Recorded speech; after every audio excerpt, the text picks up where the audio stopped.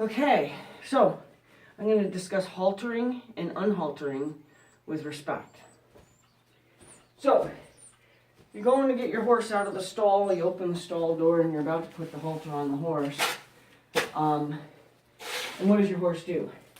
Takes 3 or 4 steps out the door. So at least his neck, his whole head is through the door and half his neck and maybe his chest is even to the door jamb. Okay? And now you're having to step back to go ahead and get your horse to allow you to even halter on him. He's barging out the door. He's pushing on you. He's giving you complete and utter disrespect. How do you fix that? Well, first of all, open the door enough for you to go in. You go in, and then you ask your horse to step back away from you. Okay? Now, if your horse is otherwise aggressive towards you, then there's certain adjustments you need to make for things like that. But if your horse isn't otherwise aggressive and he's just pushy, go in the stall, ask him to step back out of your space. Hold the halter up. Trust me, if your horse has been haltered more than 5 times, your horse knows what a halter is. So hold the halter up and ask them to put their head in the halter.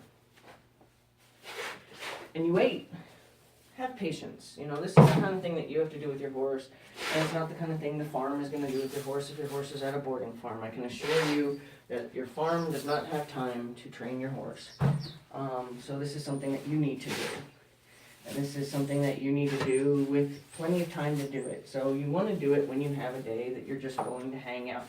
Let's say a day your horse threw a shoe, a day your horse is lame and can't go be ridden, a day that you don't have the time to ride, but you have, say, a half hour, 45 minutes.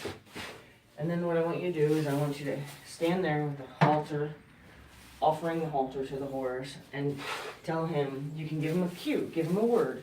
You can say halter. If you want that to be the word that you tell your horse every time you hold the halter up, he knows to put the halter on.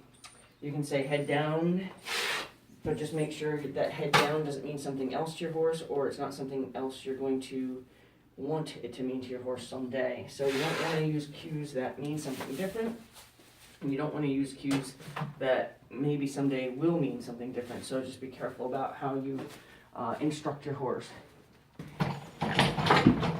Then, after your horse has put his halter on, then you can open the door. When you open the door, ask your horse to take a step back and wait for the word okay. And I use the word okay to dismiss my horses from any kind of be patient with me commands. If I say wait, wait means you don't necessarily have to stop on a dime, but it means don't move anymore. I'm going to walk away from you. Wait for me. When I tell you okay, you can move again. Okay, so I use the command wait, and I use the command okay. And so what I would do is I would go in and I would ask the horse to halter himself, and then I would open the door, and then I would say wait, and then I would make him get anxious. I would wait for his patience to run out. Because first of all, it's always good to gauge your horse's patience level. Always good, because then you know what your horse is capable of doing as far as patience, and maybe you might learn that your horse needs some work on his patience, and that's certainly a good place and a safe place to do it. Tell your horse to wait. Pick an amount of time that you really want your horse to wait, but don't be crazy about it. I mean, don't get yourself hurt because you completely put your horse into an anxiety attack. But ask your horse to wait. When you're ready to let your horse out of the stall, okay, you step out of the stall. Okay, let's see. So like, I'm in the stall with the horse, and now we're at the door, and the door's open, and I say wait. Now what I'll do is I'll step out of the stall to be in the same position, but on the aisle side of the wall. And then, you know what, actually no, because most people lead the horses on their right hand side, so maybe I would step out and get on the wall where the opening of the stall is on the right side of me. And then I would look at my horse, I would raise my hand, and I would say okay, and I would send my hand forward so the horse knows, without yanking on him. I wouldn't tug him. I would allow the drift in my hand. I'd allow the rope to slide through my hand, and I would tell him, okay. When I say okay, that means I gave him permission for his feet to move again. And now we walk out. Do that at the gate when you rehalter your horse from turnout. Do that in your stall.